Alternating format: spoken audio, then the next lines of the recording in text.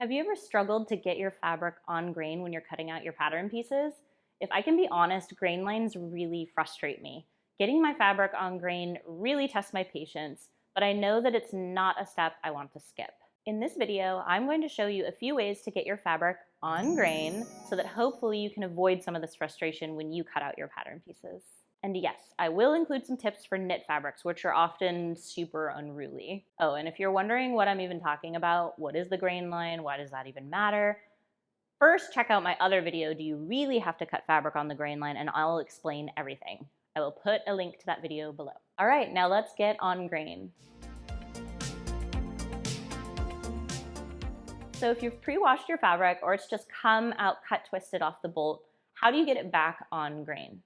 If you're sewing with stripes or checks, huzzah, the grain line is visually represented for you, so you can just follow the lines on your fabric. But if your fabric doesn't have lines, what do you do?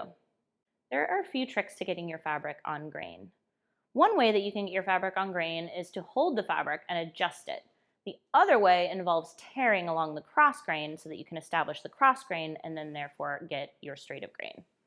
For the first option, which is what I usually do, you want to match the selvages and wiggle the fabric around until it's on grain. Okay, so as you can see here, there are some wrinkles and drag lines along the fold of my fabric. This is definitely not on grain. If I lay it on the table, I can see that there's wrinkles here. It's not matching up. Plus, I'm using gingham, and you can just actually see in the fabric that it's not straight. So, what I will do is grab the selvages. I'll kind of put my pointer finger in between the selvages so I can help wiggle them around. And I will wiggle. I'll move them up and down, back and forth, just adjust them so that the selvages line up, and most importantly, so that the wrinkle on the bottom of the fabric relaxes. Then I will lay it on my table and just double check by smoothing out that fold and making sure that there are no drag lines. You can also do this by holding your fabric the other way. So again, I'll kind of put my pointer finger in here with the selvages, and I'll kind of put my pointer finger here in the fold, and just move those selvages up and down, up and down, up and down until they match. That looks good. Lay it on my table and just make sure that this fold is nice and smooth. When you're working with knits, I really try to do this way because it's just a little hard with the weight of the knit to be doing it vertically. If the selvages aren't helping you though, then you need to find the cross grain first. If you're using a fiber that can be torn, cotton tears pretty easily, you can just snip into the selvage and rip. Your fabric will rip on the cross grain. You can also find the cross grain by finding a single thread along the cross grain, pulling and tugging all the way from selvage to selvage, and that will establish your cross grain, and you can cut right along that line.